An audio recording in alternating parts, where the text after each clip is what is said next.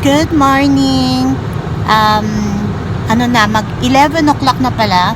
Hindi muna kami magsisimba ngayon. It's a Sunday kasi ma-allergy yung asawa ko.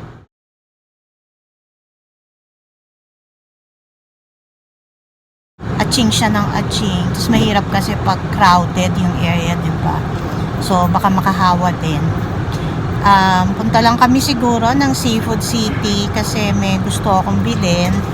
Tapos doon na kami siguro mag-lunch and what else?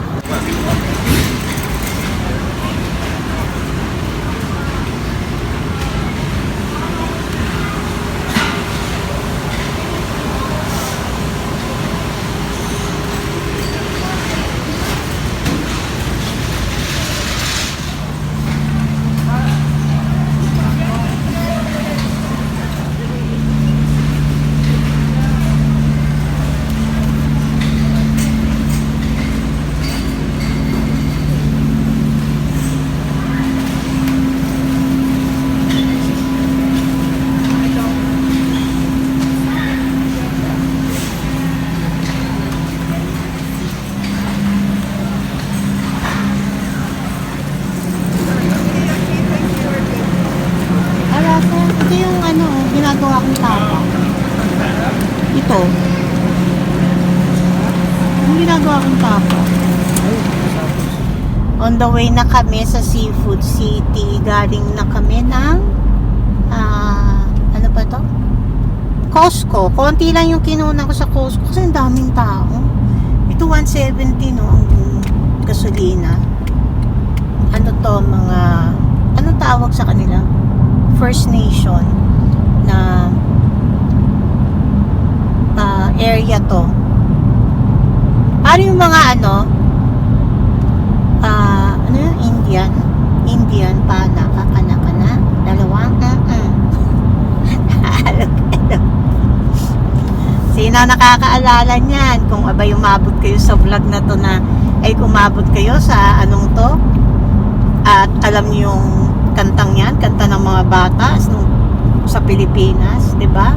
Naalala nyo ba yan? Sabi ko kay husband, nanghina ako sa kakatikim ng kung ano-ano. Kasi Sunday ngayon, so maraming free taste.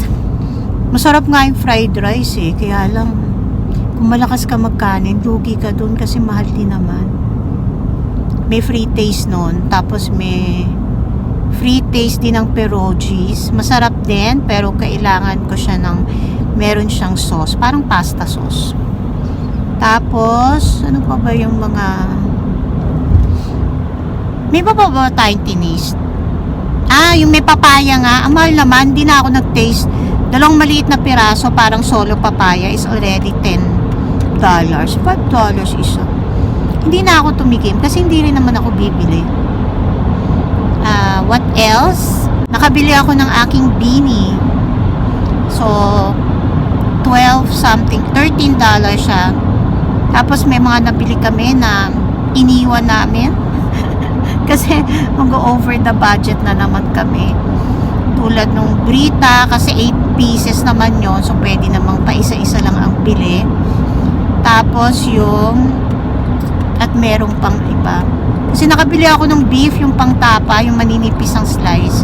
$45 yun, di ba ang mahal? Ayun.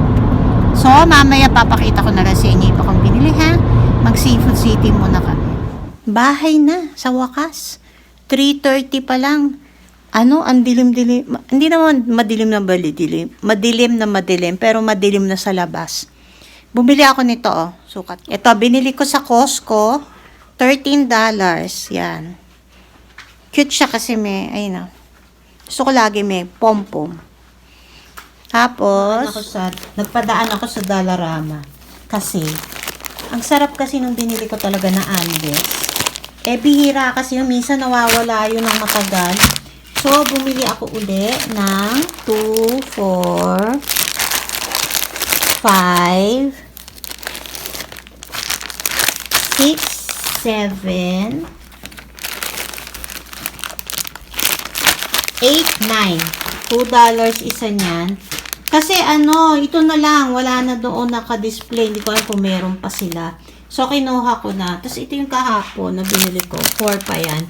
5 kasi yan kahapon. Ito naman yung binili namin sa, yan. Dalawang pandesal sa Seafood City. Ano yan, tumatagal to. So, kahit pa sabihin mo na sa expiration date, ay okay na okay pa rin yung pandesal nila. So, this pandesal is what? $6, 12 pieces. Bumili rin ako ng kutsinta sa Seafood City. This is $8, 12 pieces din. Naggumagawa po ako niyan, kaya lang tamad-tamad lang talagang gumawa minsan. Tapos eto, meron akong panggisa. Pork belly strips. Seafood City rin. Ito maganda yung beef shank na boneless. So, 25. Pang laga or kung ano man. Pwede rin yung mechado o kaldereta. Bumili ako ng miso. Pero hindi ako nakabili ng ng isda. Ito yung nabili ko na silverfish na maliliit. Gagawin ko siyang ukoy mamaya. Tapos, ito kasi pang pansit. Yung panggisa ko doon na pork. Tapos magpapakulo ako nito ng pork bones kasi para sa panlasa, sa broth. 320 to. Yan. Bumili rin ako dito sa Costco. 45.50. Ito yung maninipis na beef nila na pwedeng ginagawa ko minsan na panggisa na merong vegetables or with pwede siyang sa japchae or tapa. Maraming nagagawa yan kahit yan 45 pero mahal, 'di ba? Kaya inalis namin yung ibang pinamili. Tapos ito, sale kasi siya. Gusto talaga ito ni husband. Hindi ko ito type Ayan oven ready na siya na garlic ribs. Binabaon niya minsan yan. Hindi ko siya masyadong gusto, pero type niya. So, sige. Ayan, bumili rin ako ng ito 99 cents lang kasi expired siya ng best before December of this year. Pero, pwede pa yan. Lagay nyo lang sa fridge. Tsaka best before naman yan. Tapos to, Seafood City rin ay okra. May kamatis. Mura ngayon ang avocado sa Costco. Repolyo, Seafood City. Ayun. Kaya minsan gusto ko sa mga ganyang like tong Seafood City. Meron na siya nakahiwang gano'n. Kasi minsan konti lang naman kailangan nyo, diba? O kalabasa. Tapos, kiwi sa Costco. Vegetables na pang salad sa Costco. Bihon sa Costco. Sa Seafood City.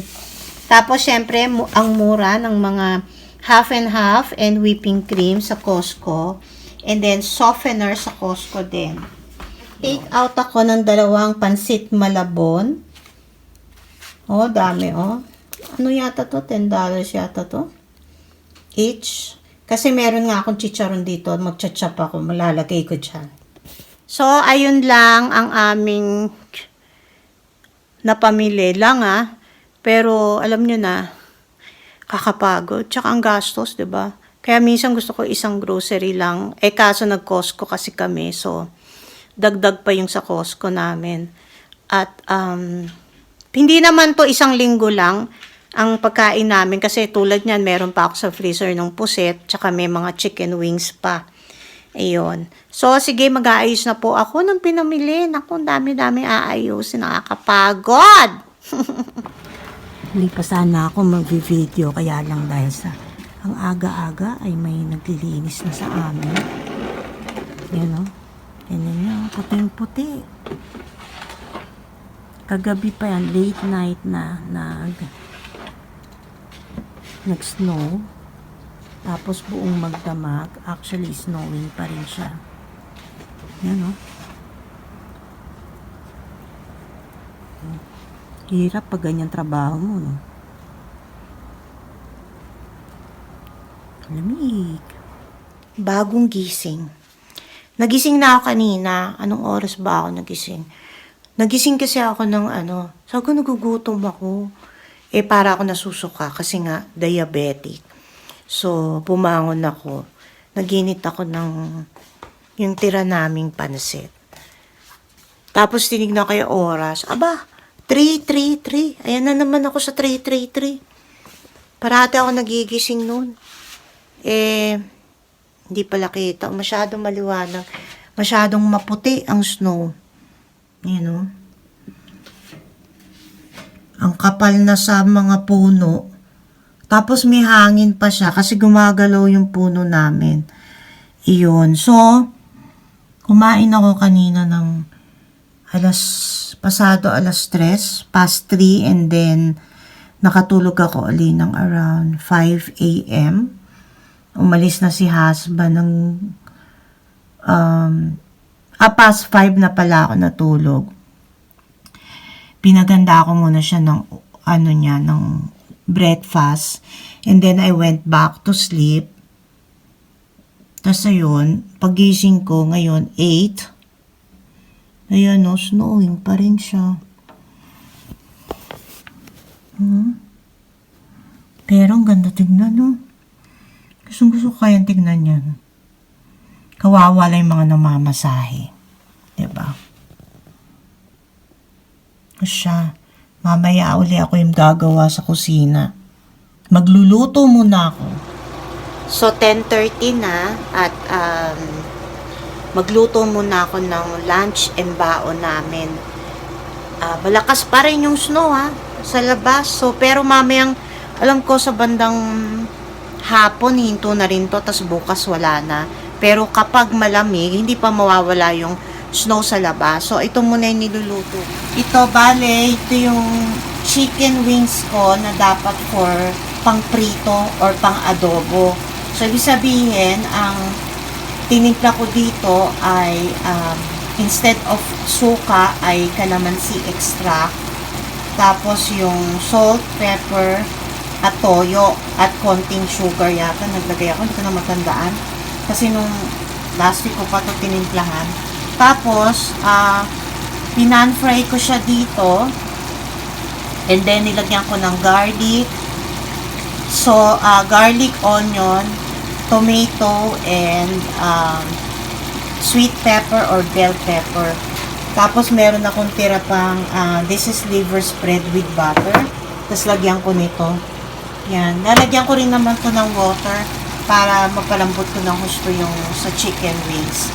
Yun. Ganun lang. Tapos timplahan lang. Tikman. Hindi ko na alam kung anong luto to. Kung ano na lang. Kasi ito mga, ito katulad nito. Pero ano to. So, add ko na lang the liver spread with butter. Okay. So, ayan. Nilagyan ko na siya ng water. Madali namang maluto to. Yung ganitong part ng chicken wings. Tapos, pag natuyo na to, tsaka medyo natuyo, tsaka lagyan ko to ng yung liver spread. Pero maya-maya ilalagay ko na rin yung tong ito. Sa Pilipinas tawag dito, di ba, gisantes nga ba? Parang ganun. Yun. Para maiba-iba naman ang luto, imbis na i-adobo ko lang, di ba?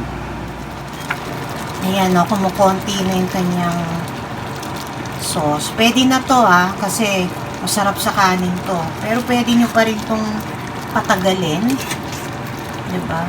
Pero kasi minsan gusto ko sa kanin yan. Tsaka gusto rin ng asawa ko. Ayan.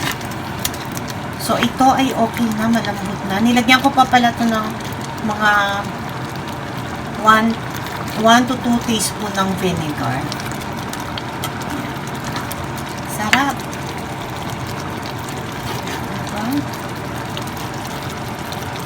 Parating na siya, tamang-tama, nag-text na at pauwi na daw. Kakain na kami.